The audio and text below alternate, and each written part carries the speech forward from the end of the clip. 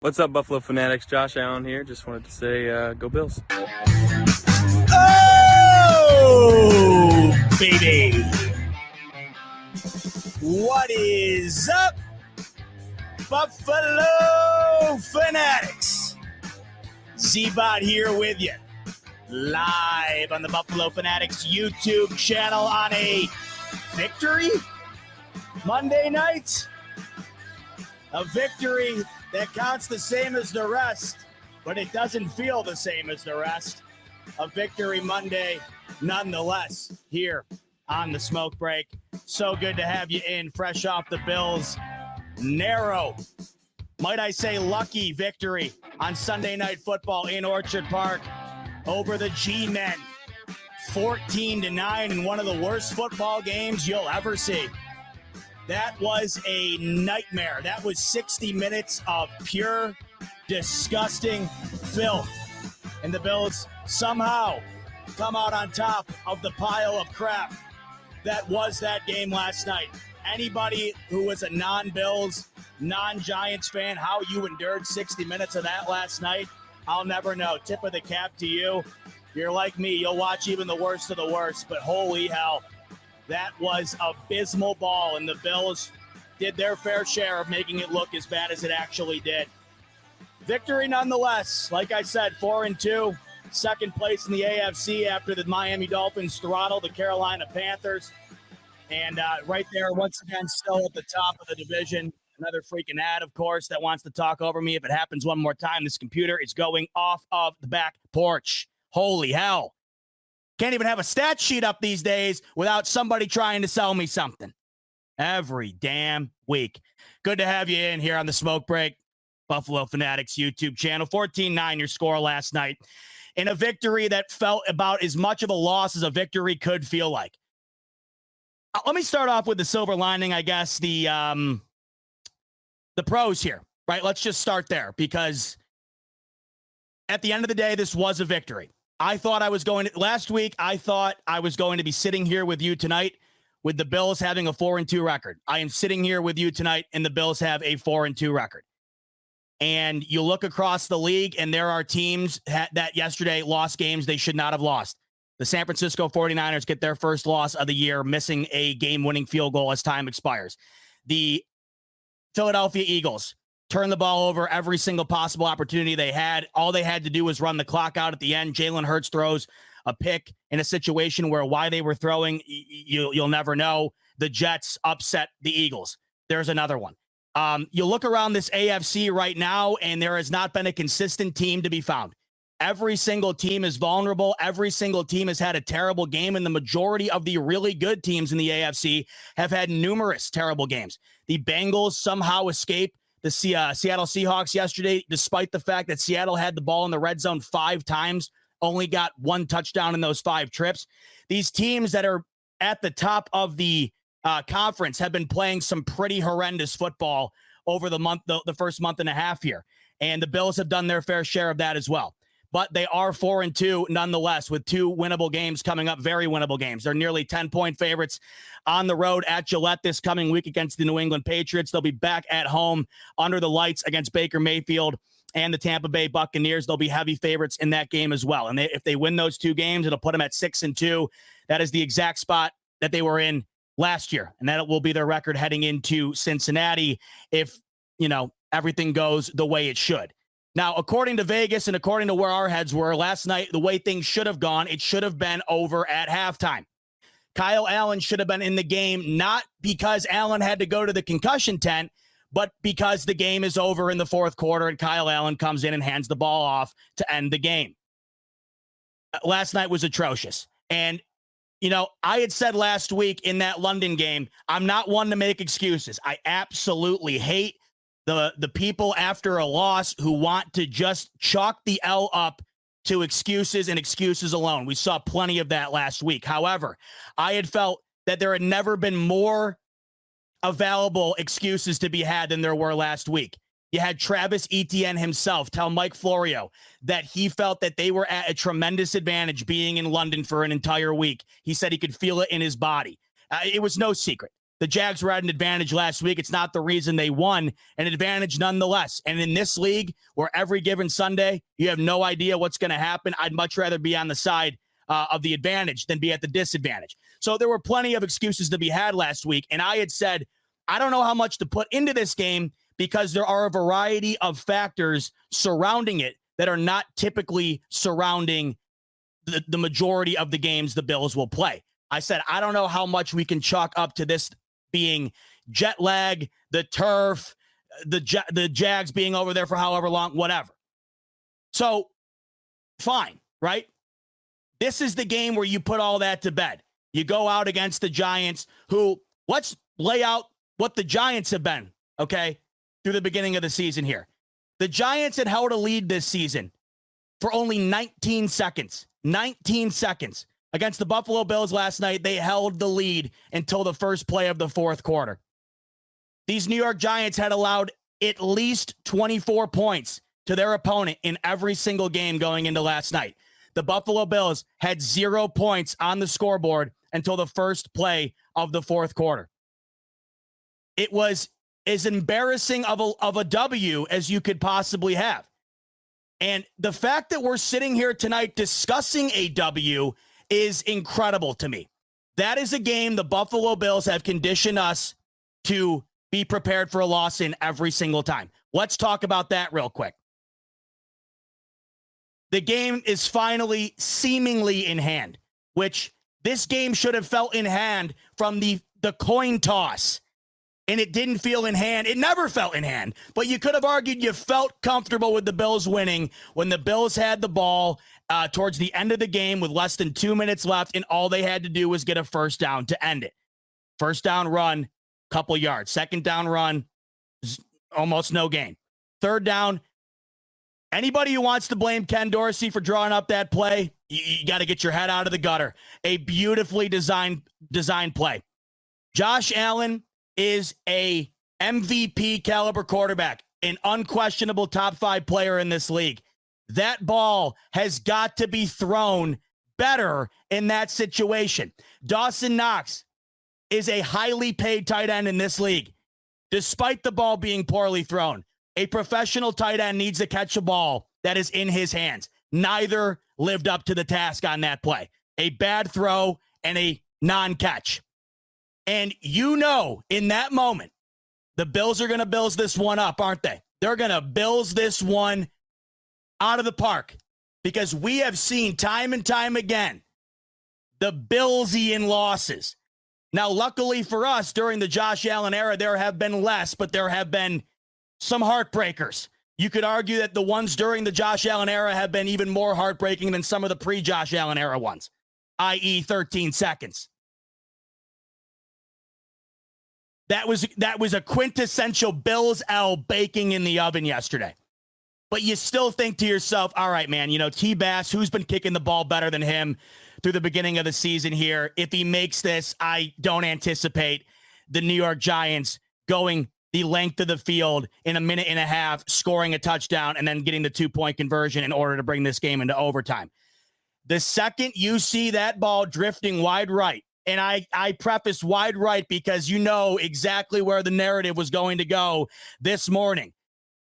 Prime time against the New York Giants, who just so happened to be wearing the throwback uniforms, the same helmets they were wearing in the 90s Super Bowl, right?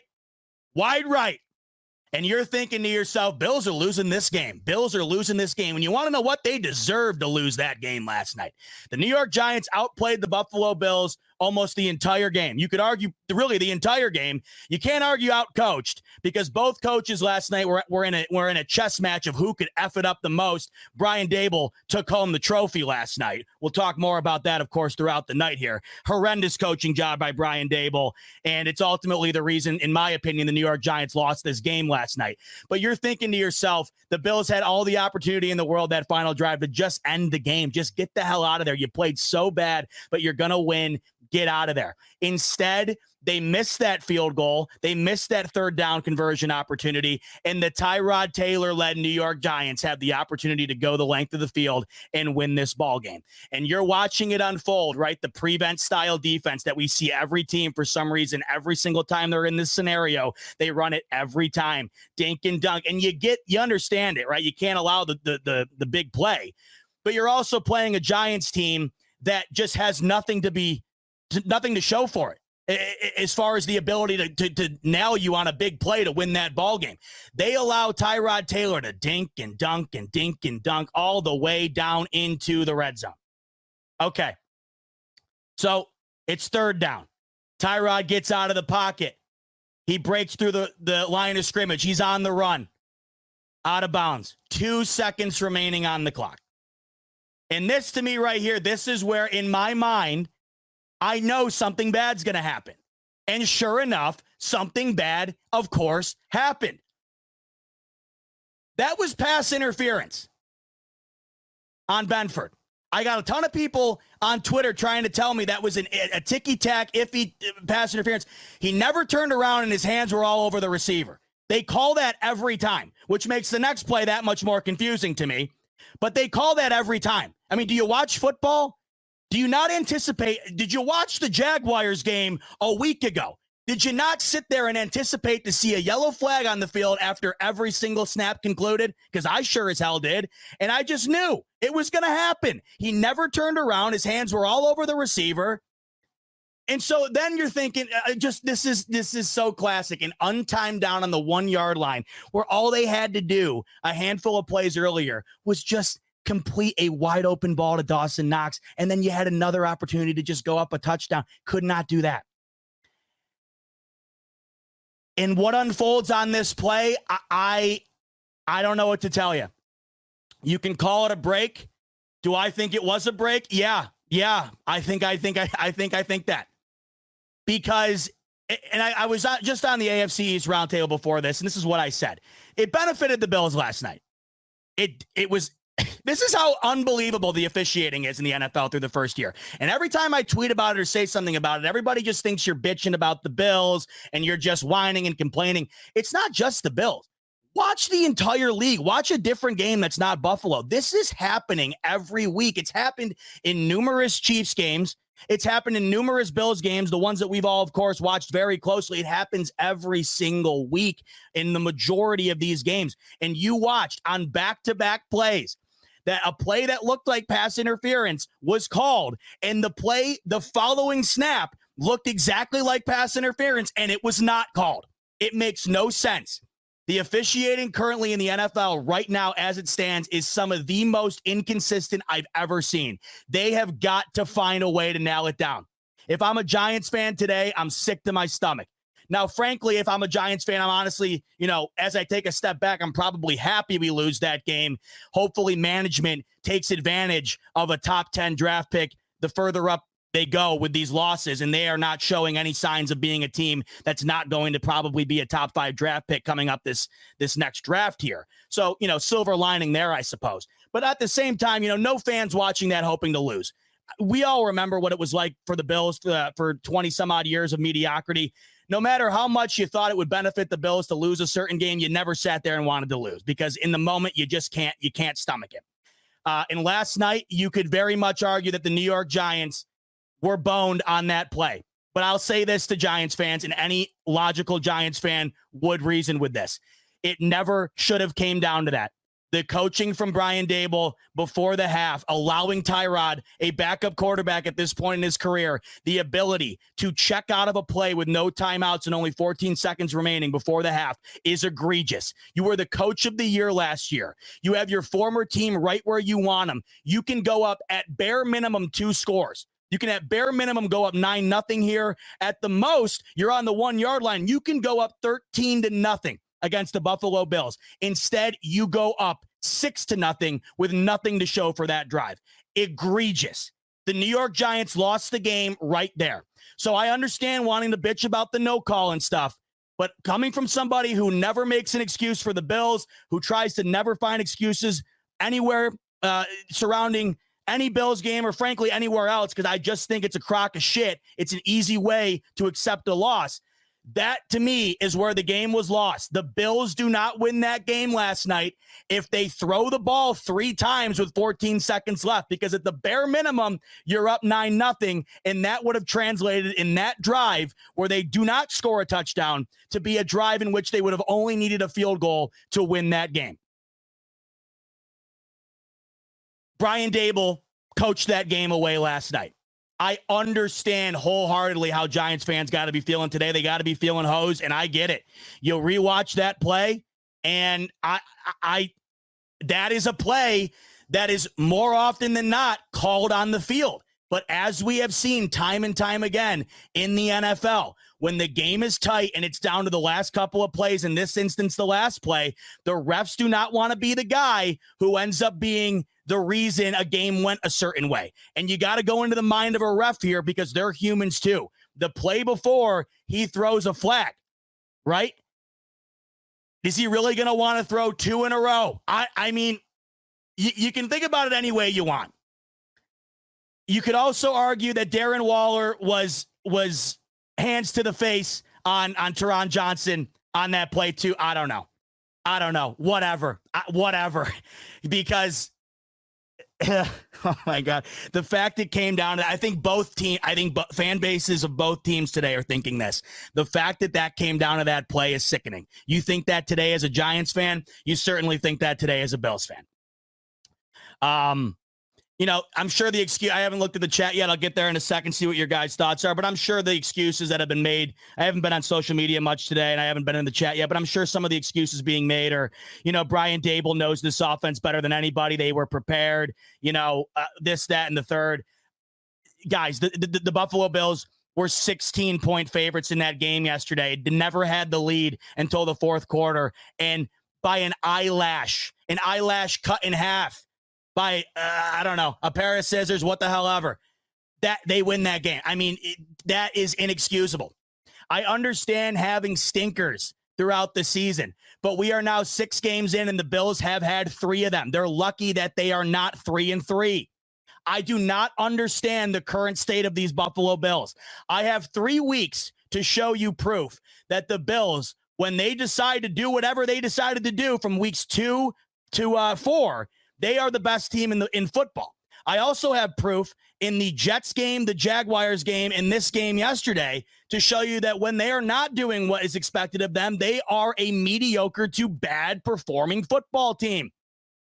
I don't know what to make of these guys. They have yet to show us any sort of middle ground.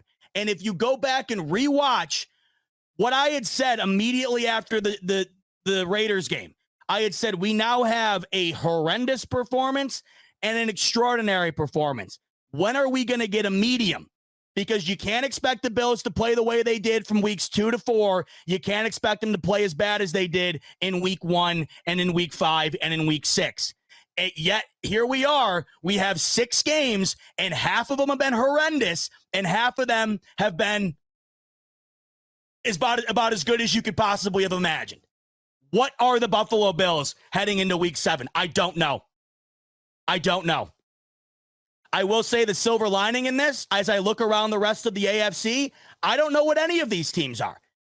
Are the Kansas City Chiefs good? I don't know. Are the Cincinnati Bengals any good? I don't know. The AFC right now, to me, is an utter crapshoot. We'll see what the Chargers look like tonight against the Cowboys. Lately, the Jags have been coming into form, but the first month for them was below average at best. There has not been a consistently good team in this AFC through the first 6 weeks of the NFL season here. Every single team has looked bad at times. So I don't know. I have no idea. The Bills right now, just based on the surrounding aspects, are as in good of a place today as they were 2 weeks ago after drubbing the Dolphins. As far as outside circumstances are concerned, you're not in as good of a place without Tre'Davious White, Daquan Jones, and Matt Milano. That's for sure. But they're 4-2, which you looked at the beginning of the year and you really couldn't have argued with a 4-2 start. I guess. I don't know.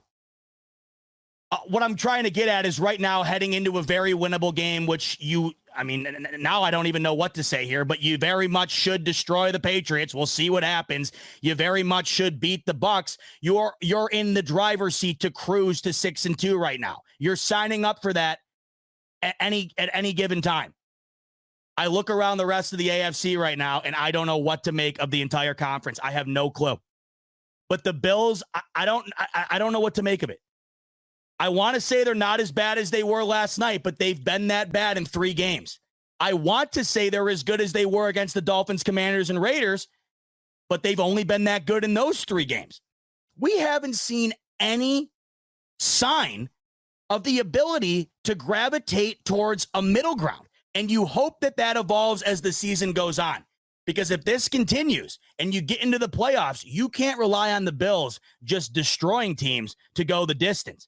Because the games are going to wind up surfacing to be more like what they were the last couple of weeks. Close, right? Defensive battles, having to make big plays in big moments in order to win the football game. You're not going to destroy teams in the playoffs unless they're the New England Patriots like the Bills did a couple of years ago. It's not going to happen. But, all of these teams, like I said, the Chiefs, no clue. The Bengals, no clue. Let's see how high and mighty those Dolphins are, who all of a sudden are back to the mountaintop after beating the hell out of the Carolina Panthers, almost unarguably the worst team in football. We'll see, and they rolled the Giants last week. I get it. The Bills didn't roll them, but they rolled the Dolphins. The amount of Dolphins fans I have seen getting on the Bills' ass for narrowly beating the Giants is hilarious to me.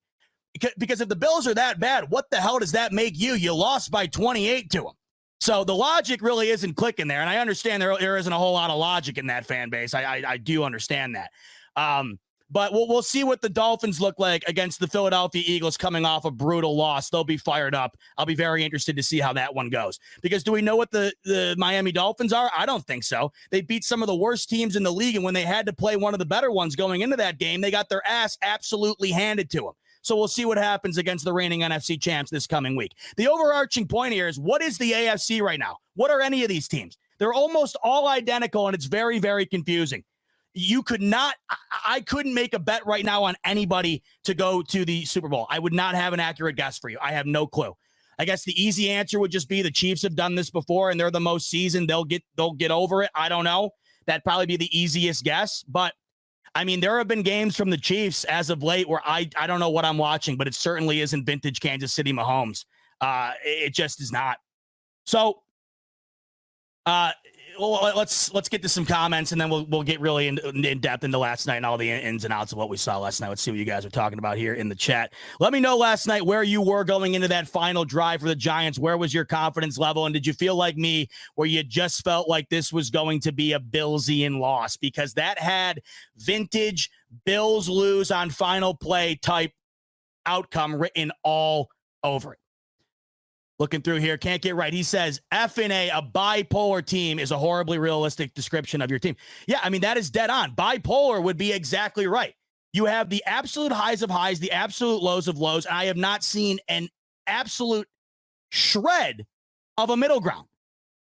I've never seen, have we seen anything like this before? I'm trying to find a former example.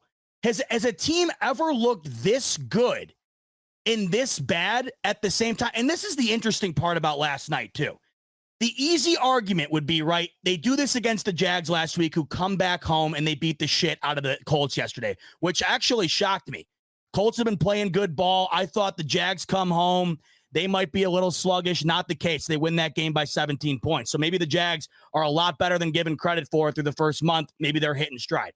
But nonetheless here, If the Bills, say last night the Bills play like that and they were playing the Bengals, say that Bengals game in a couple weeks was replaced with last night.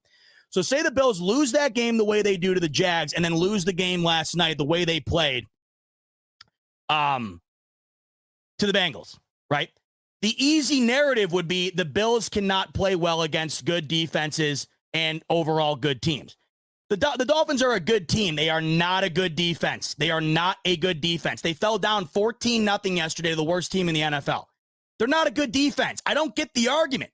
Everybody's trying to tell me the Dolphins have a better defense. I watch them every week. The defense is horrid, and the Bills exploited the hell out of it. It's a bad defense the Bills took advantage of, right? So you have 3 games where the Bills played subpar defensive teams, and they beat the hell out of them. So the easy answer, of course, would be that.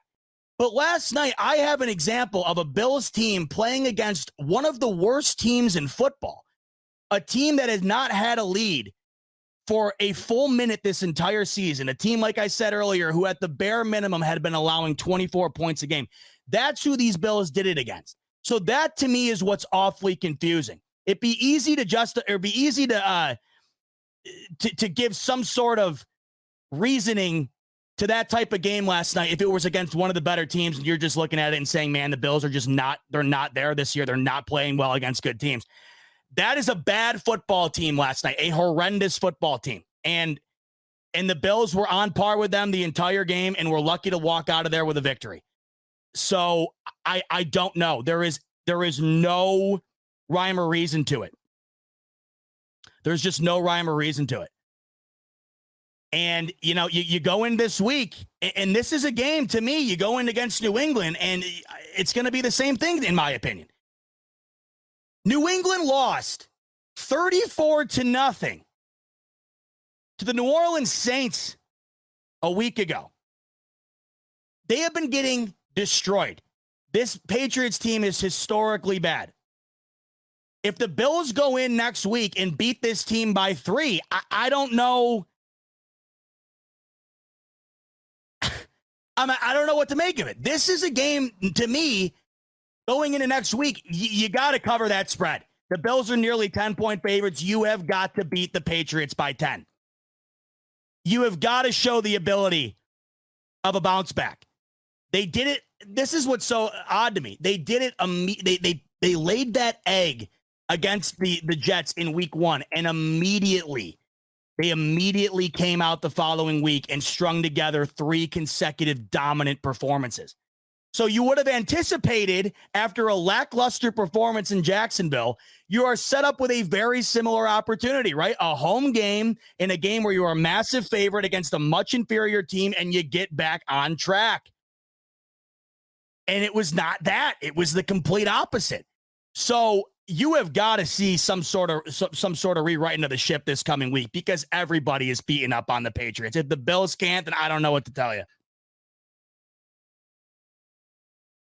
It's so odd. 2 weeks ago, I had felt so confident in saying that I had never been more confident about where the Bills currently were and the trajectory in which they were about to embark on. I had never been more confident. The reason I said that is because they had not shown a single shred of what they had displayed in week 1, and they had been kicking the living hell out of teams in back-to-back weeks on both sides of the ball. So to me, as soon as you do that to the Dolphins, who had just come off a 70-point game, how could I not say, hey, the week 1 Bills that we saw, that seems like a distant memory?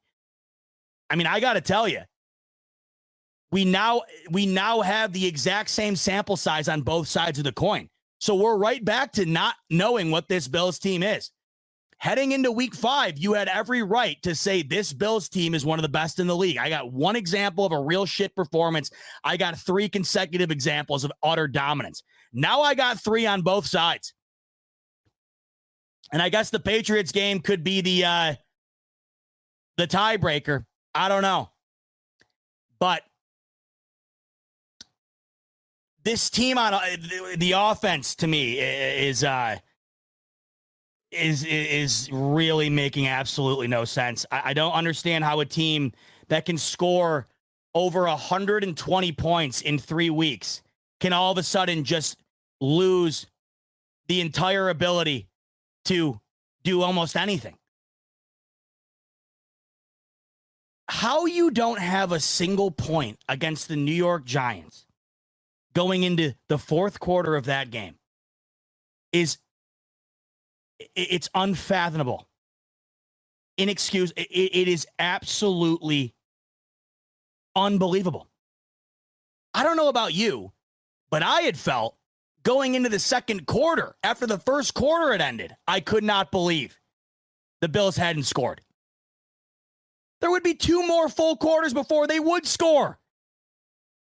This is now back-to-back weeks where a banged-up defense has somehow stepped up to the plate, and they showed heart, they showed grit, and they did what mattered in order to keep this game where it was.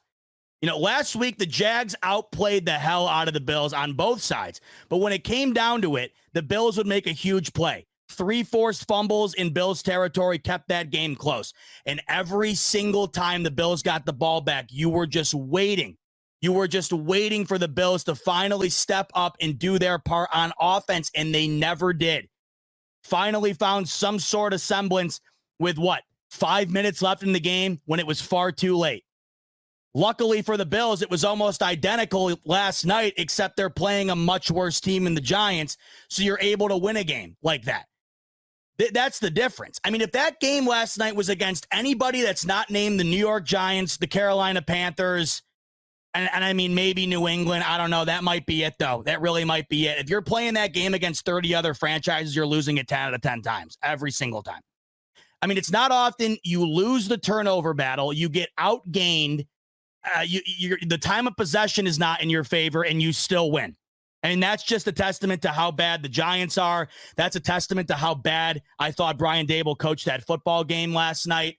But my God, I mean, that is a game that you lose almost 100 out of 100 times if it's not for essentially the other team being as incompetent as the New York Giants are. And you can say they played a fine football game, and for the most part they did, but it doesn't matter. What they did before the first half is one of the most egregious things you can do in the game of football. Doing what they did, being at the 1-yard line with 14 seconds left on the clock and no timeouts, and coming away with 0 points is as bad of a mistake as you can make in this league. And when you're a team where every single point means everything, the Giants do not score. When you're on the 1 and can take a 13-0 lead in that game, bare minimum 9-0. It's not like they're, it's not like they're the Miami Dolphins right now, for instance, where if Miami goes and does that before the half, you can expect the Dolphins to come back out in the second half and put some points on the board. You can't expect that from the New York Giants. And of course they didn't. They scored 3 points the entire rest of the football game. That meant everything. So no matter how well you think the Giants were able to play despite their limitations last night, I thought Tyrod played a terrific football game. I think Tyrod throws one of the most underrated deep balls in the league. I had felt that when he was a Buffalo Bill. There is something about his deep ball. It is just a nice watch. It's gorgeous. It's almost always on the money. I've always loved his release. I've always loved Tyrod. I always have.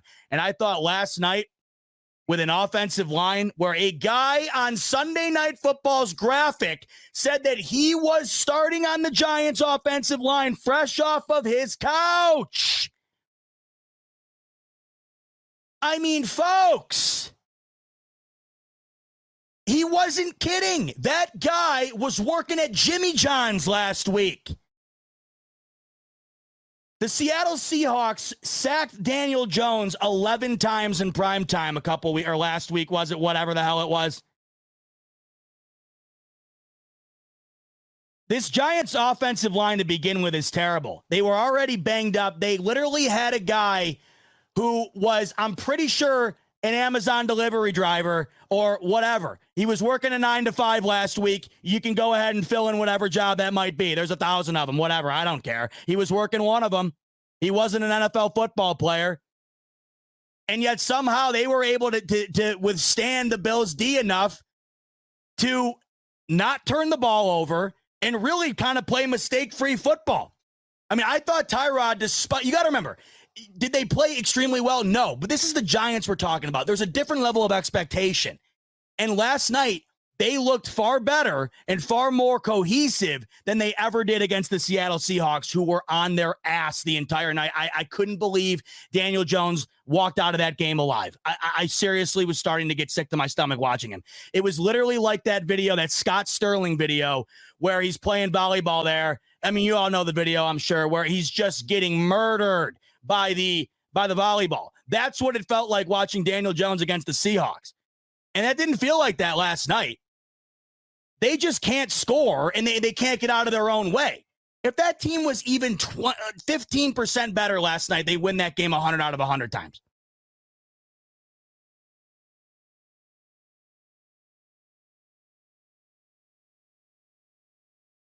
I understand.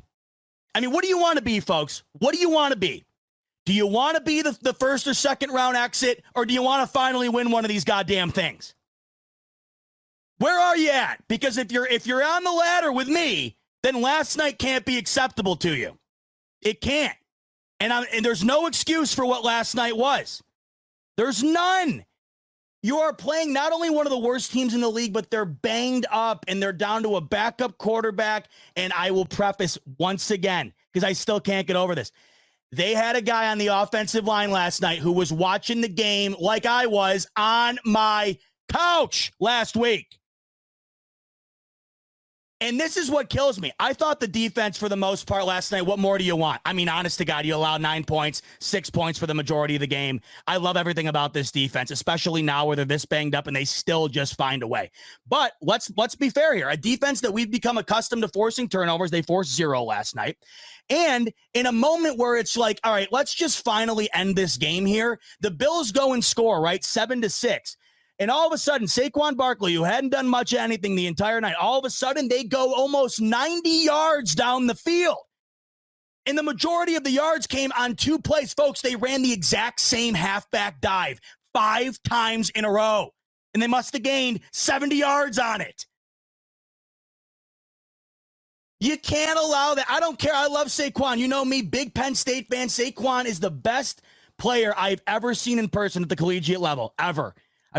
Me and my dad had lower bowl end zone seats, and the Penn State was playing a bottom feeder like they were this past week. They won 63-0 against UMass. It was one of those type of games.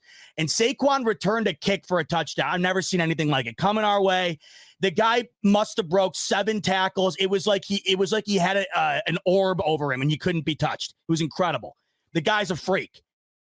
But it doesn't matter when you're playing behind guys who last week were watching the game in their basement. And they had bottled them up all game until it seemingly mattered the most. And this is that drive in particular. And this is where all of us, I gotta give a little criticism to the D. I have to. Because there were moments, including the final drive, where it's like, you gotta just step up and end this thing, and they couldn't. They let them all the way down the field on that final drive. They let them all the way down the field on that drive coming right off of the Bills' first score of the game. I understand they're banged up. I understand they played a pretty much phenomenal game the majority of that game yesterday. But unfortunately, the state of the Bills right now, this defense almost has to play perfect football to win a game. Because if the offense is going to be playing like it has the last 2 weeks, you can't expect to win unless the defense is going to continuously bail you out. And last week they did. This week, for the majority of it, they did. But there were moments where you're just like, unbelievable. Going against this offense, and this is happening. Back to another point about Brian Daboll and just pissing this game away. To me, this is what separates just knowing who you are and not knowing who you are, I guess, is the best way to put it. On this drive that I'm referring to, the Giants go all the way down the field. There was a holding on the kick return. The Giants start on their own 10-yard line, and they would go on to bring the ball all the way down to the red zone like that, all on running plays. It is 3rd down and 1 inch. And this is where I go back to also giving credit to the defense as well for almost always stepping up in a big moment. And yesterday, they pretty much did exactly that at every opportunity. Greg Rousseau, one of the plays of the game. It is a play action QB draw. Or whatever you want to call it, a QB option, I guess. He could have handed it off, whatever, he kept it. It looked like it was designed specifically for Tyrod to keep this. He fakes the handoff to Saquon, and Greg Rousseau read that thing like a book. He never overcommitted to the run. He stayed with Tyrod, tackled him for a loss on that 3rd and 1 inch. Here's where I'm at, okay? It's the 4th quarter. I'm currently the 1-4 New York Giants who haven't been close to winning a game outside of a miracle against the Cardinals where they just shat themselves and sat in it for 2 quarters in the second half of that game. I'm playing my former team in their building, right? And I got an opportunity to beat them with a backup quarterback who just so happened to be the quarterback that ended the drought for that team. And I'm going to line up for a field goal on 4th and 1. To me, that's just a lack of awareness. You know who you are, Brian. A win last night's not changing your season one way or the other. So, to me, go all the way out. Go balls out and do everything you can to pull off the upset. You're in the fourth quarter and it's staring at you in the face. It's yours for the taking. Go for it. And they didn't. They settled for the field goal. And you even heard Tirico and Collinsworth, like they were talking about, everybody else in the league goes for it here. Well, maybe that's why everybody else in the league isn't as bad as the New York Giants are. And I understand the mindset might be we can't score. We got to take our points here. I get it. But what's the difference between 9-7 and 7-6? At that point, you got to anticipate, I would imagine, that you're losing that game regardless of the score there. Because a field goal, whatever, I get it. I guess I get it. The Bills got to go and score a field goal. But if you score a touchdown there, that might have iced the game the way the Bills were playing. So I just thought there was no urgency from Dable last night, and I just thought the play calling in certain situations was very, very, very questionable. Speaking of questionable play calling, I see these Bills line up in shotgun on the goal line again. I'm putting my fist through the screen.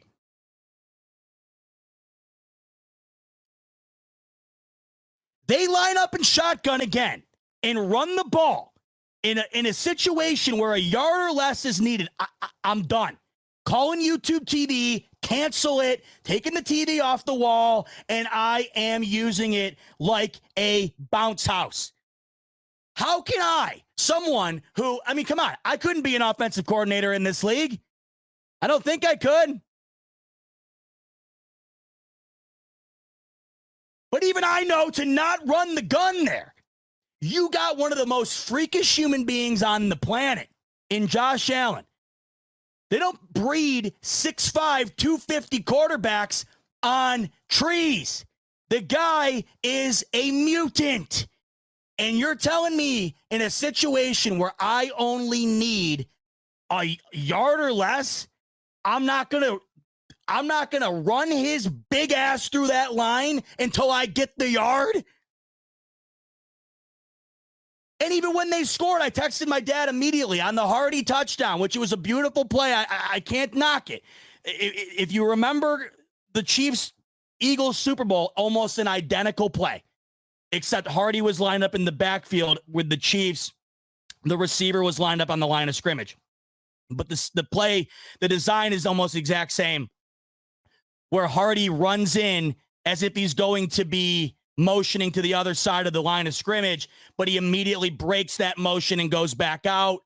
They don't follow him, immediately walk in for a touchdown. Great design, great touchdown.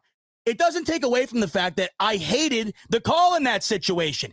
You use that type of play when you're going up against a historically great defense and you can't run the ball and you got to get in and you've already tried sneaking it once or twice. If the Bills had tried sneaking it twice and could not get a yard, okay, draw up the beautifully designed play to Hardy for the touchdown. Do it. Instead, you show that hand against the Giants instead of just QB sneaking the ball. They line up in the gun and run out of the gun at just an absurd level. I don't understand it. Why is it? What is the benefit? You do not get a head start on the ground coming out of the gun. I don't believe it. You don't. What's the difference? You're running towards the ball on the handoff under center. So what's the difference between running with the ball and without the ball? You're not getting any benefit out of the gun. You're backing yourself up 4 or 5 yards and putting yourself at a disadvantage. Go look at the numbers. This team is unstoppable under center through the first 6 weeks. Here's a perfect example. Last night, the Bills are under center. Beautiful play for a chunk yardage gain. It was about I forget what the exact play, but it was about a 15-plus yard gain. Under center play action, beautiful. The Bills then immediately go shotgun. Josh Allen throws an interception. Buffalo Fanatics, what's going on? This is Pierre the Kingpin, and I wanted to talk to you today about Cigars International, which is the ultimate destination for premium homemade cigars. Known as the industry leader, Cigars Internationals offers the largest selection, unbeatable prices, and a customer service experience that's second to none. Whether you're new to cigars or a seasoned vet, Cigars International makes enjoying cigars easy, approachable, and fun. Cigars International is the go-to retailer for all things cigars, with the biggest selection of premium homemade cigars available anywhere. Cigars International offers unbeatable deals and discounts, making it easy to stock up on your favorite or try something new without breaking the bank. With fast free shipping and their 100% satisfaction guarantee, you can shop with confidence knowing that Cigars International stands behind every order. They have good relationship with vendors that helps provide great low prices. Whether you're new to cigars or a seasoned pro, Cigars International makes it easy to find the right cigar with helpful guides, staff reviews, and expert advice. It's not just about cigars. Cigars International also offers a wide range of accessories and more to elevate your smoking experience. Check out the great deals every day at cigarsinternational.com. That's cigars, CIGARS, international.com. Use code FANATICS at checkout for 20% off your order of $50 or more, plus free shipping. Or visit www.cigarsinternational.com/fanatics, and the discount will automatically apply. Again, use code FANATICS at checkout for 20% off your order of $50 or more, plus free shipping. Or visit www.cigarsinternational.com/fanatics, and the discount will automatically apply.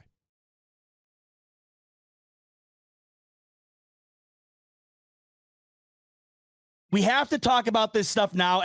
This is to me, this is probably the best type of win as we go on here. Like it's a horrendous win is optically, but it's a good win in the sense that it feels like a loss and McDermott can get on their ass this whole week.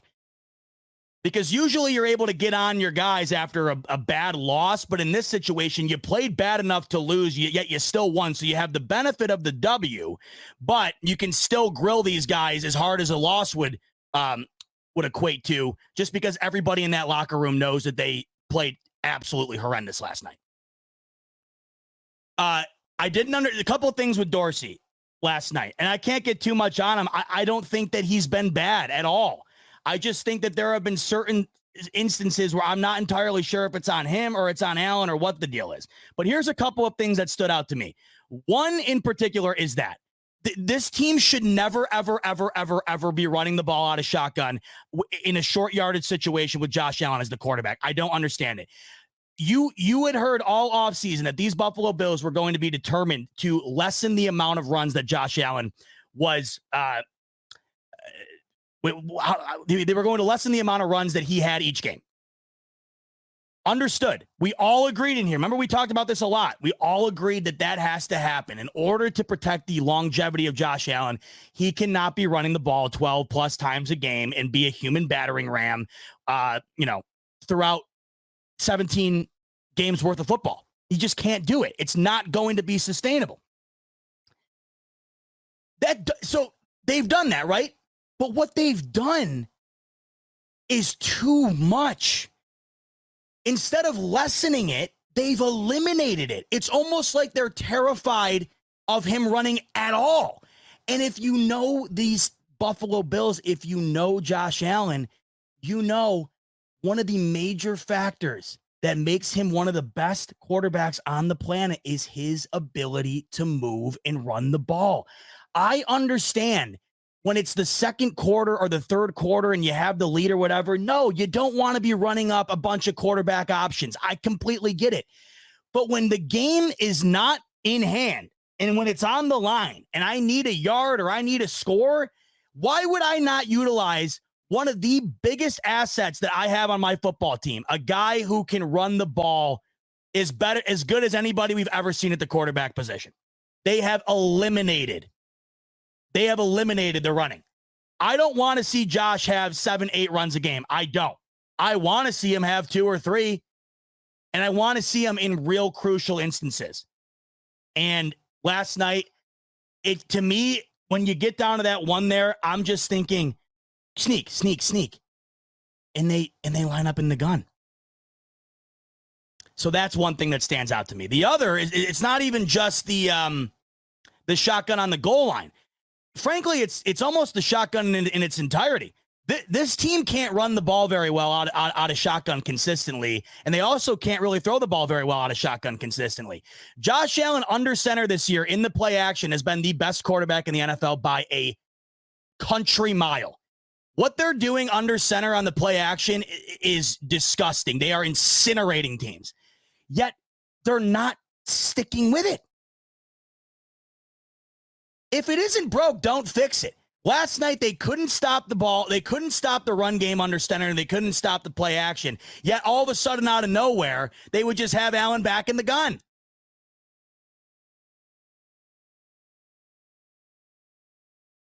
The other thing, too, last night that I thought was unbelievable is that they were running the ball pretty successfully, and they would just stop running the ball.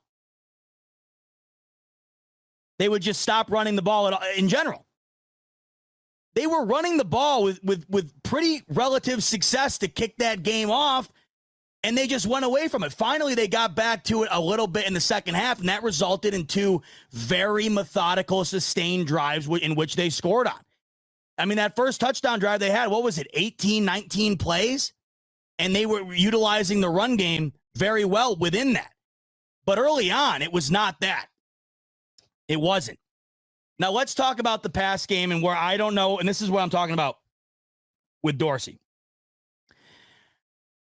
I don't know if Allen was asked this question last night when he was asked, why were the first 11 of your 16 throws targeted to Stephon Diggs? And Allen pretty much just said, I'm throwing it to the open guy. Okay, fine. Stephon Diggs is one of the best wide receivers in the league. I very much want him to get the majority of the targets every game. That's the way it should be.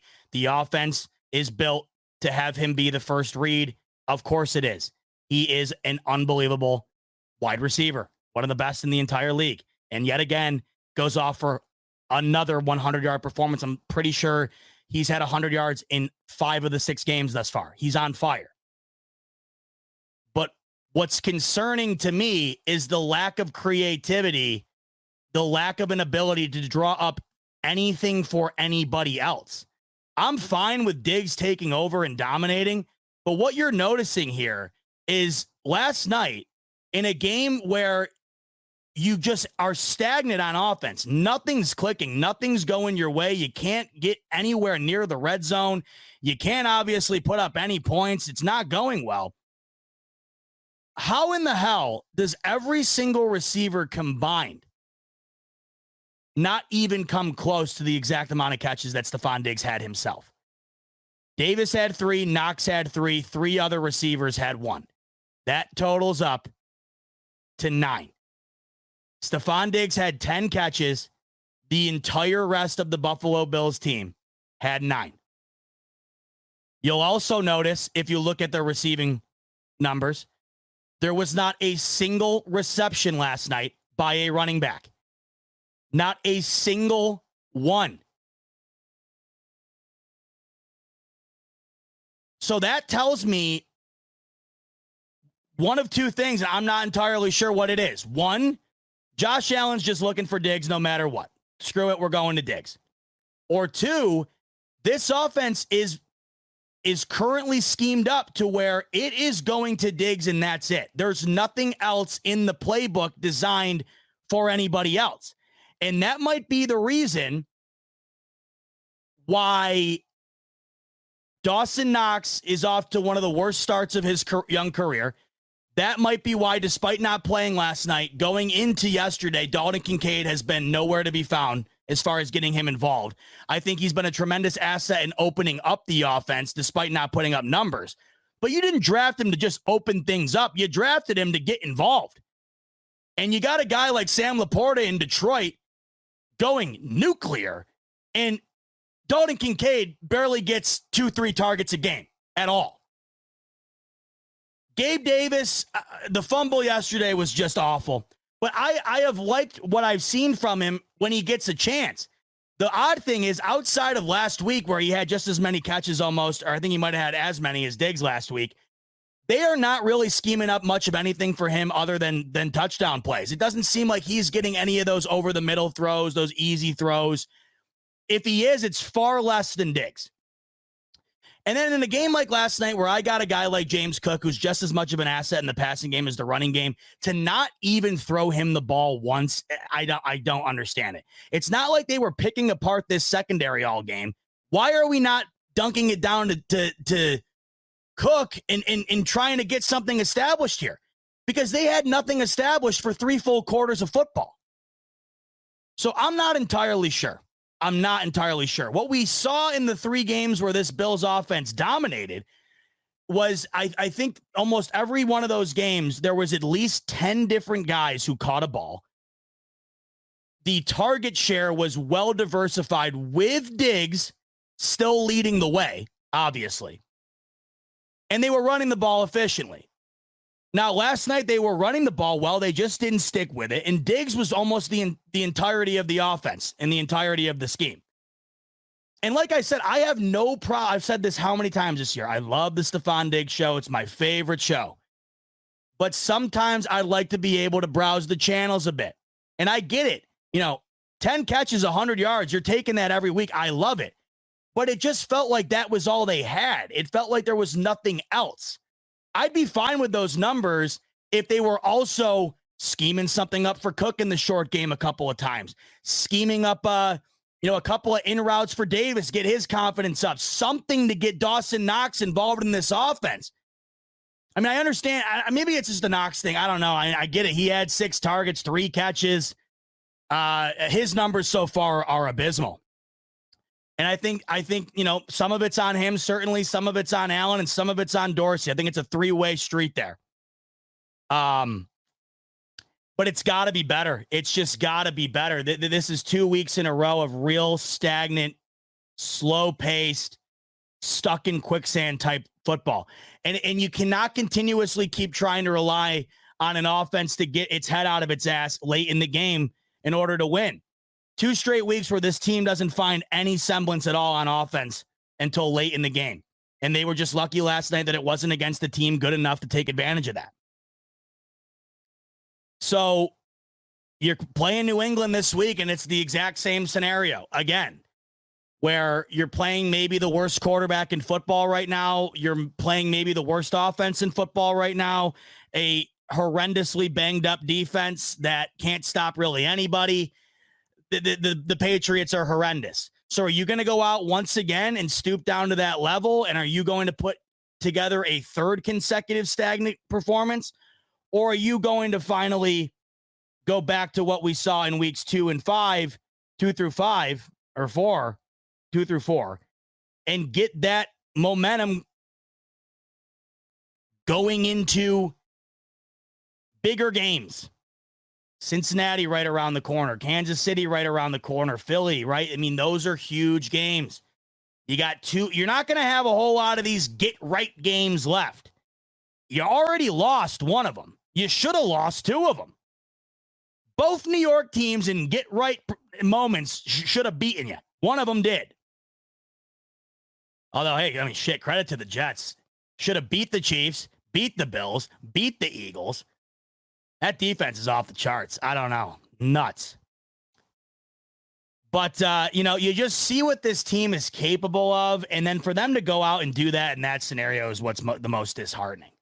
Now, Allen had mentioned something yesterday in his presser that I thought was interesting. He said, we got to get off to faster starts. And that is exactly accurate.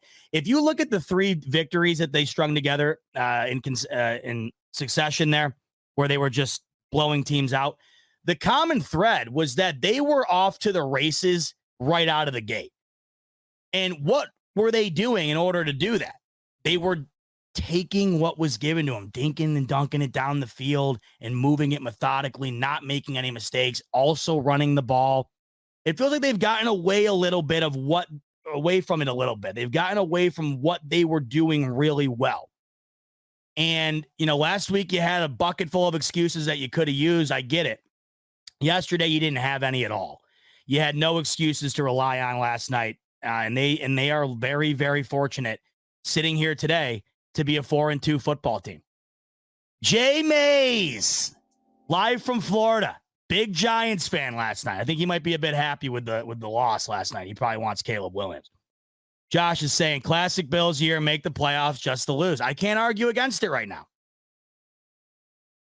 Then again, though, this is what I said earlier, Jay Mays, if you weren't in here. My only other rebuttal to that would be I can't make an argument right now for any AFC team that I could see running the table in the playoffs. All of them, to me, just look like they got something that is really going to interfere with them at some point. Every one of these teams seem to have an Achilles heel. Which one of these teams is going to be able to cover theirs up for that long enough of a period in order to get it done? That's the question. Bartek, my brother, he's coming in. He's saying, Zeba, I keep hitting the wrong button. Zeba, can I blame it on the post-London stat you mentioned to make myself feel better? Listen, Bartek, you could if the Jags in the same day didn't blow that stat up. So if you hadn't seen the stat, and I thought this was incredibly interesting, there's over at the Action Network, it's one of my favorite apps. It's a sports gambling app. It tracks all your bets and it tracks all the data. But beyond that, what I love the most about it is they have these insane stats that are supposed to help you with betting, like trends and whatnot. But what I like beyond the betting aspect of things is it really allows you to get a deeper look into teams and in how a certain environment or a certain historic trend could affect them. And one that I had saw last week from Brandon Anderson, who's a great follow on Twitter and the Action Network, if you haven't heard of him before. He had wrote an article about post-London games, and he had a stat that was extraordinary to me. 11 out of the last 11 London games, the team coming off of that game without a bye and playing that following Sunday were either tied or trailing going into the fourth quarter. 11 consecutive post-London teams. The Bills would have made that 12 of 12, except yesterday the Jaguars beat the piss out of the Colts, so it negated the stat. That stat got broken. But yeah, Bartek, they were right there. It's still 12 out of 13. Pretty damn good odds to me. But I had tweeted along with that stat, I said it would be wild. I said it would be wild to see that happen to the Bills, seeing that they were 16-point favorites. Thought it'd be a bit nuts for that trend to continue for a team that was favored by 2 touchdowns and 2 2-point conversions. Sickening.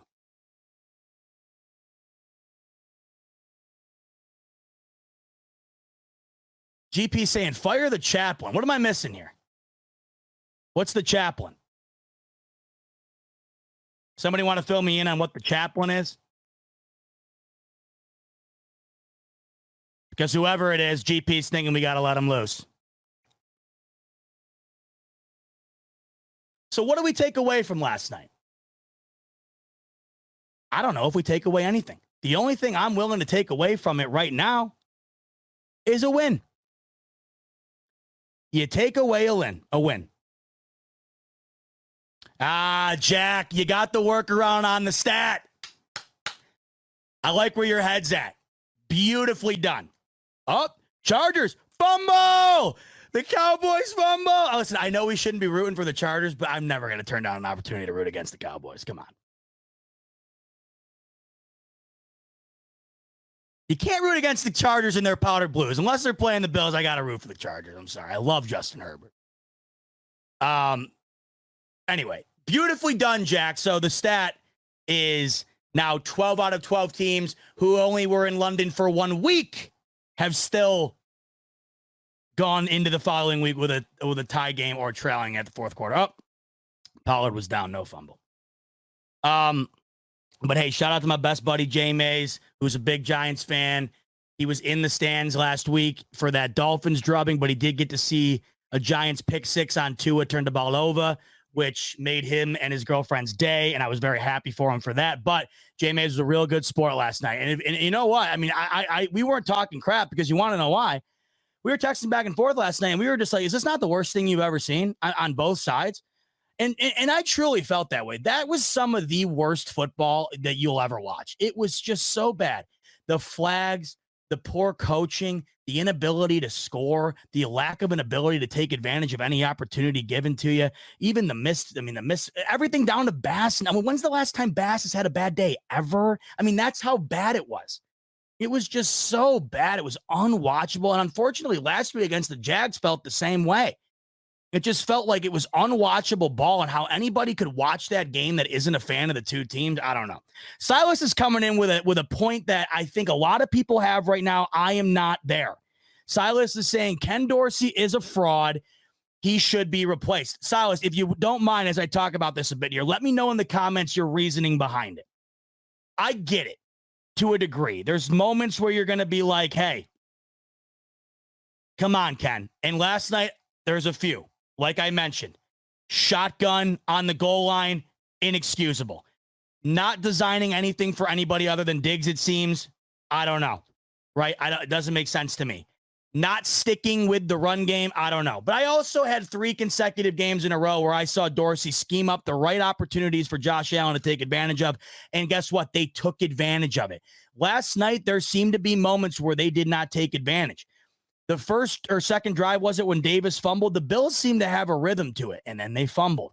The final drive where the Bills could ice the game, Josh Allen rolls to his right. Dawson Knox is wide open. All he's got to do is put it on his chest, and Allen misses it. And I think that stuff gets baked into the overarching idea that Ken Dorsey has been horrendous. I don't think he has. That play in particular to me stands out because that's an extraordinarily designed play call that was not executed by this offense. I don't know. Has Dorsey been, am I going to sit here and say Dorsey's been great? No. But I'm not going to sit here and say he's fireable right now. I don't think he is. And here's the reason why I say this. How can we go hardcore on one side or the other when I have 3 games that were horrendous and 3 games that were really good? Right now, I got to think because of that, the jury's out on Dorsey. I'm right down the middle here right now. We got to let the season play out. But there are some things that I completely understand. I understand the inability to get all your personnel involved. That's standing out. The shotgun, the continuous shotgun that's not working. I understand. The seemingly inability to stick with what's working consistently. I understand that too. And then to me, getting too cute and getting too, you're doing the most is what it seems like in the short yardage red zone situation, where why don't you just take advantage of the quarterback that you have on your team instead of scheming up a bunch of BS out of the gun that isn't necessary? Not every play needs to be some iteration of the Philly special just because you're on the 1 yard line. You got a human giant at quarterback. Run the guy into the end zone. Well, I got Dallas and the Chargers on right now. I can't stand Dallas. I never will. Never have, never will. So yeah, and Silas is coming back in here. He's got his points here. Let's see it. So Silas says Dorsey continues to ignore the advanced analytics of having Josh under center. That I agree with, 100%. The Giants were 31st in defending against the run. He refuses to stick with. So you and I are on the same. We're on the same wavelength here. Dorsey, not the best night last night. There's no denying that. I mean, I am on 100% the same wavelength as you are. But fireable, I'm not there yet. I have seen good. And I got to be honest with you, Silas, what you're saying right there, to me, I completely agree with you, but doesn't it seem like it's probably the easiest of fixes? It seems like to me, an easy fix would be, hey, let's just stay under center. How much effort does that entail? I'm guessing not an extraordinary amount. He's just got to do it. We'll see if he does. But you don't have to completely rework your entire mindset in order to get that done.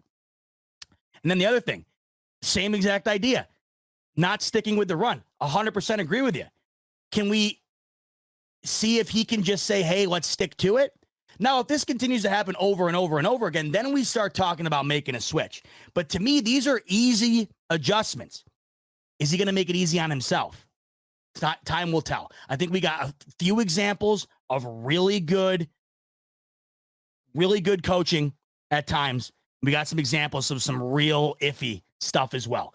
Last night, to me, though, I think there a lot of people had their hand in the stew and they were stirring their spoons. Can we also say another thing, too? And not anybody else will say that just because of how bad the Giants have been. Giants defense isn't all that bad. Giants defense isn't all that bad at all. And they played their ass off last night. They did not make it easy at all at any given time. That is not a horrendous defense at all. They get lumped into that horrendous offense that can't score. But that defense has made some plays this year, and they're better than advertised. If that defense had a competent offense on the other side, you might be giving more credit to that defense than most people do.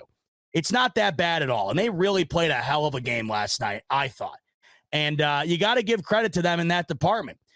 But it shouldn't be good enough. They've still, as good as they've been, they still have allowed 24 a game. And that's mostly because their offense has put them in situations that they, are at a disadvantage. And I got to say another thing. Now, the defense played last night pretty well for the Giants. Honestly, not even pretty well. They played good. Giants defense played good last night. Can't even knock it. Tyrod Taylor played a damn good football game last night. He had 3 or 4 dimes. And you want to know what? Daniel Jones hasn't had a game like that all year. He looked better last night than Daniel Jones has looked all year. And I wonder if that game's a bit different last night as far as maybe the Giants losing worse if Daniel Jones is in there. Let me ask you this, just to back up what I'm saying here. Did you feel any less confident about the Bills in that game last night because Tyrod Taylor was starting? I didn't. In fact, I texted my dad as soon as the news came out that Daniel Jones wasn't playing, and I said, might be an upgrade. Tyrod is not, we know this. Go back and look at his stats with Buffalo. He never turned the ball over. I think I saw this the other day. I can't remember the exact numbers. I'm almost positive that he didn't even have 10 collective interceptions when he was with Buffalo during his time, the 3 years or so. He didn't even have 10 collective interceptions. He was always a very good thrower of the football. I always loved his deep ball. And he was also a guy that was not going to, and we knew this. It was why the Bills made the playoffs and ended the drought when they did. All Tyrod had to do was not lose games, and he didn't. The Bills' defense was extraordinary, and that's what propelled them to the playoffs that year. Tyrod was a great game manager who did not put you in a bad spot. Always loved Tyrod. Loved him. Me and all of our college buddies in college, we all had Tyrod jerseys. We wore them every week. We wore them everywhere. I was actually looking for it last night. I don't know where the hell it is because it was a color rush too. So it would have been like the perfect time to wear it. Tyrod's playing and the Bills are in the Reds. Bills need to upgrade the color rush too, by the way. I used to not mind the all red, and now I don't know how I feel about it. The Giants uniforms last night, gas. Absolute heat. The throwback helmets. My one critique though. Why are you wearing a navy blue helmet with royal blue jerseys? The jerseys have royal blue accents, but the jerseys are navy blue. It's pretty sure that's what they used to wear back in the 90s, I guess, right? But if they would have just put the navy blue in the accents of the jerseys, those jerseys are heat. Once again, not in the middle of the season, so this is the last thing I'm going to bitch about, but just because it's on my mind right now, can we please, Buffalo, bring back a throwback like that? Everybody else is doing it. Bucks were in the creamsicles yesterday. Do it. I want to see it so bad. Maybe they'll play better with those. Who knows? Alton V, he's coming in. And he's saying, I'm still trying to figure out why people are getting mad at Diggs because he can actually catch what is thrown to him. Maybe if the others did, they get the ball more. Oh, I'm not. I don't know who's getting mad at Diggs. I'm certainly not. Diggs is the reason we win that game last night. I mean, 10 catches, 100 yards. He's the only person who did anything. My gripe, he can only do what his being asked of him. And what's being currently asked of him is to do almost everything. My gripe right now, Alton, is, yeah, I want Diggs 10, 12 targets a game, right? I definitely want that. But I also don't want to see the next highest reception number on this list be 3. Diggs has 10 catches, and the collective receptions from every other receiver on this team is 9. That can't happen. I'm all for Diggs having the vast majority of the targets, the vast majority of the receptions. That's what it should be. There also needs to be other stuff baked into this offense, because you know what? You're going to get into a couple of games where there's going to be defenses good enough to be able to hinder, not take away. You're never taking away Diggs. You're not eliminating him, but there's going to be times when Diggs isn't going to have a 100-yard day or a 10-catch day. Then that's when Dorsey's going to be tested. Where's the other, plays in the play sheet cooked up for guys other than Diggs? So my gripe is certainly not with Diggs catching the ball. I mean, it's literally the only thing that has been of worthy of note the last 2 weeks, frankly, on this offense. My thing is, I need to see a bit more creativity with other guys. You have an extremely highly paid tight end who, when he's adequately involved, we've seen with Knox, he can be an absolute problem, a big difference maker.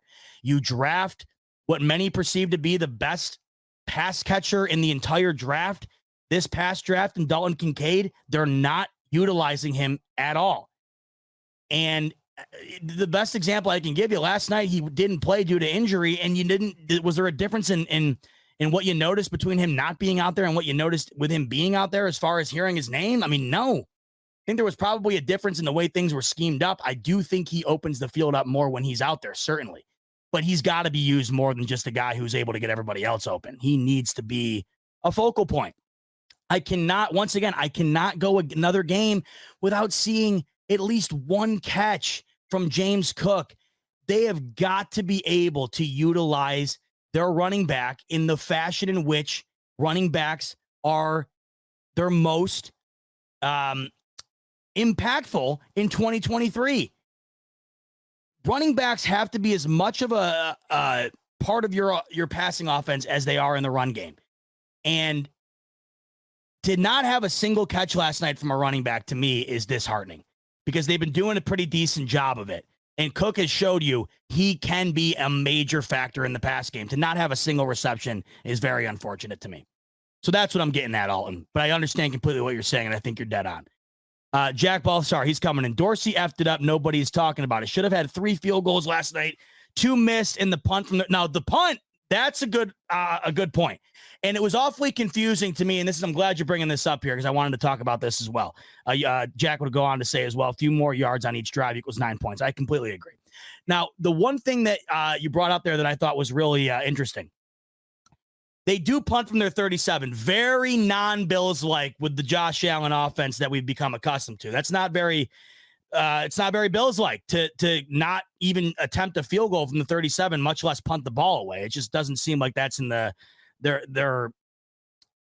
deck of cards as of late, right? Here's where I was the most confused.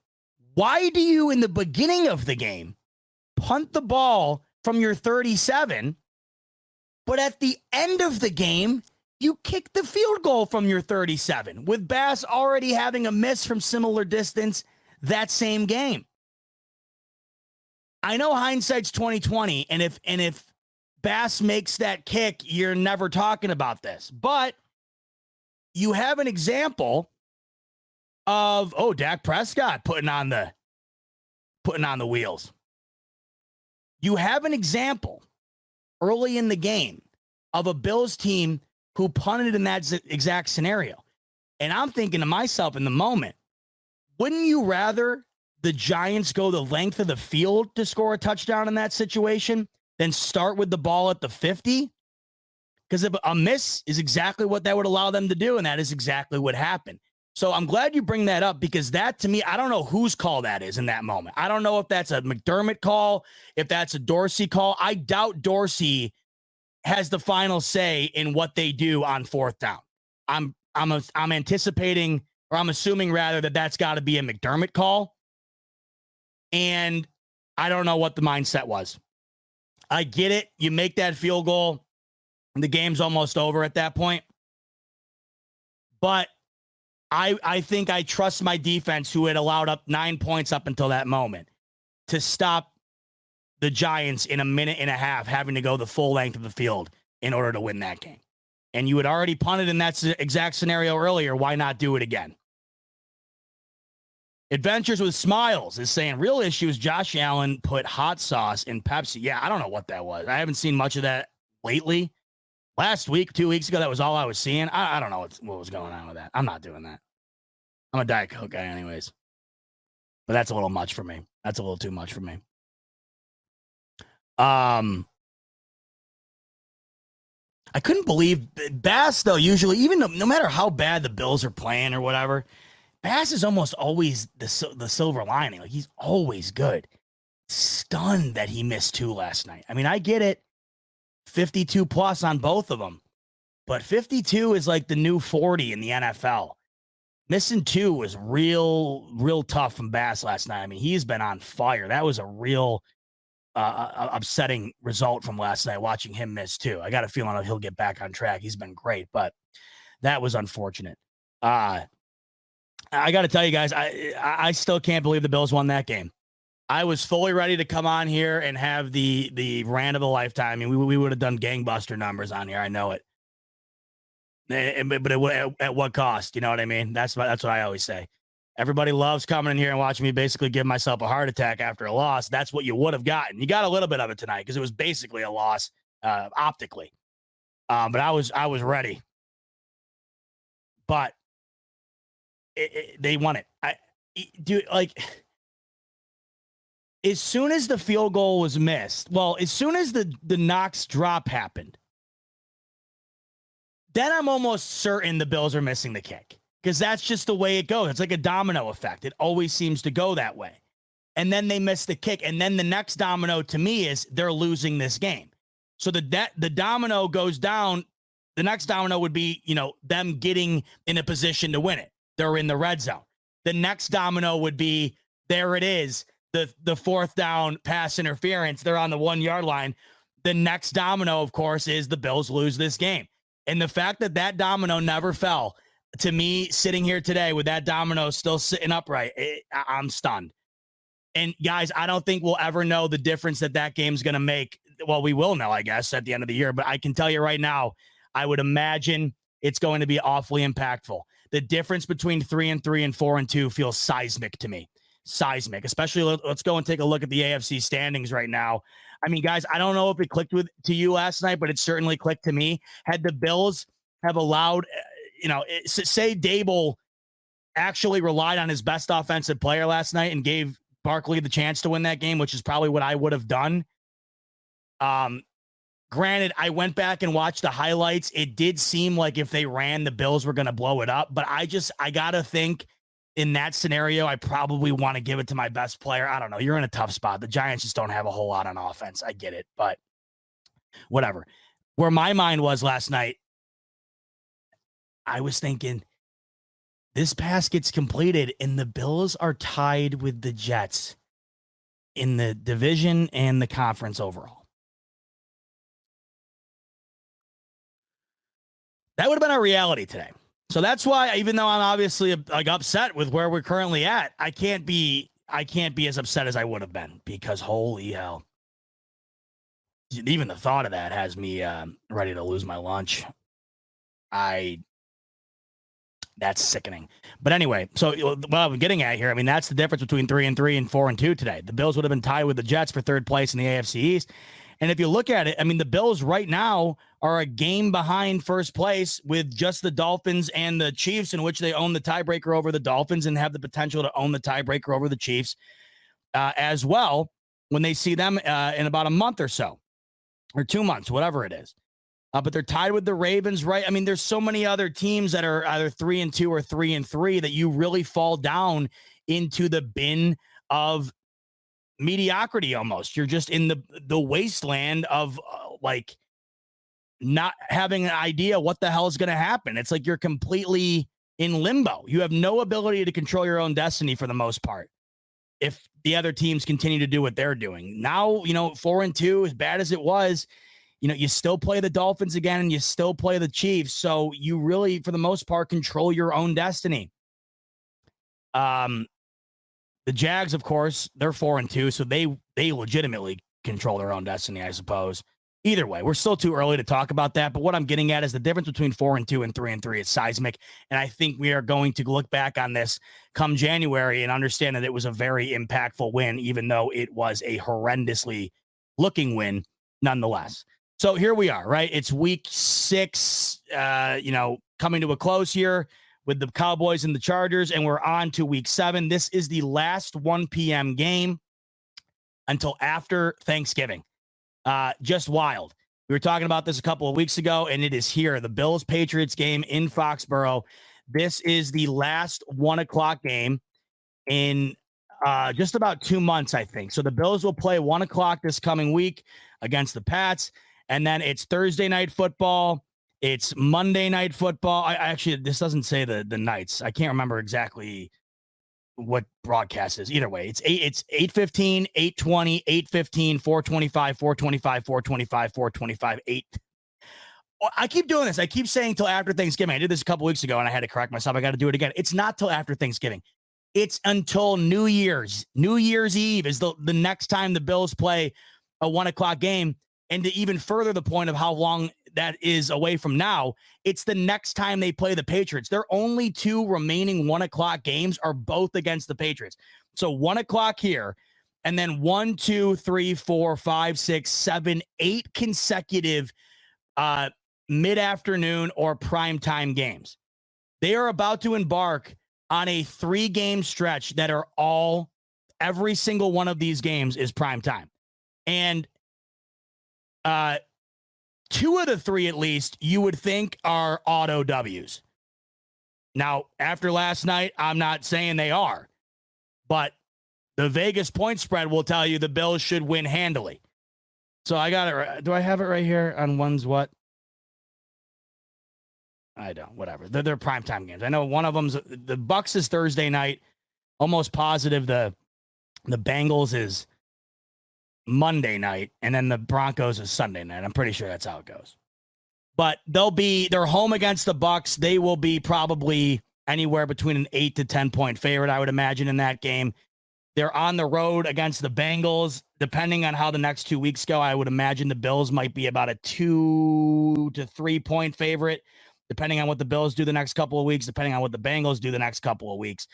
And then at home against the Broncos, I'm anticipating the Chiefs got 10 against the Broncos. I bet the Bills get it right around the same. The Bills will probably be about a 10.5 point favorite against the Broncos. So, you got the Pats here. You can kick their ass, hopefully. And then you have 2 of the 3 primetime games coming up, an opportunity to really blow out a couple of teams that you have the ability to do that to in a primetime fashion. But look, I'm not going to be able to sit here and say the Bills are going to blow out anybody until I see it again.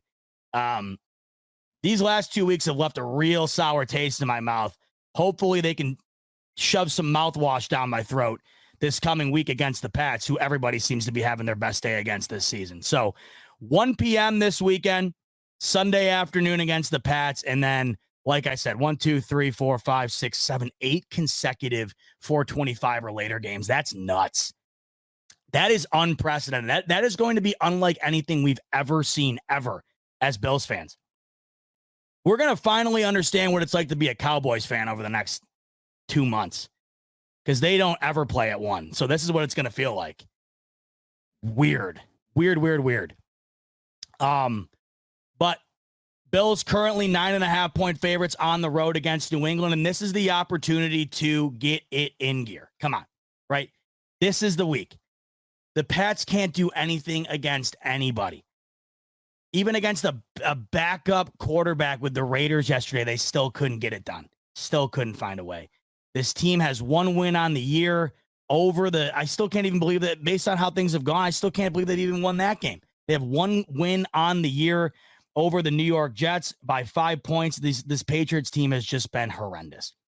So we shall see. But a get-right spot it is, and hopefully they can get right, and they can parlay that into a great performance at home Thursday night on a short week against the Bucs, and then they got to take it into Cincy, and we all know how big that game is going to be for playoff seeding and whatever else moving forward. So, like I said earlier, I don't know how much to take away from last night other than it was a victory. Right now, as it stands, I got 3 pretty crappy games from these Bills. I got 3 pretty unbelievable games from these Bills. This coming week's the tiebreaker.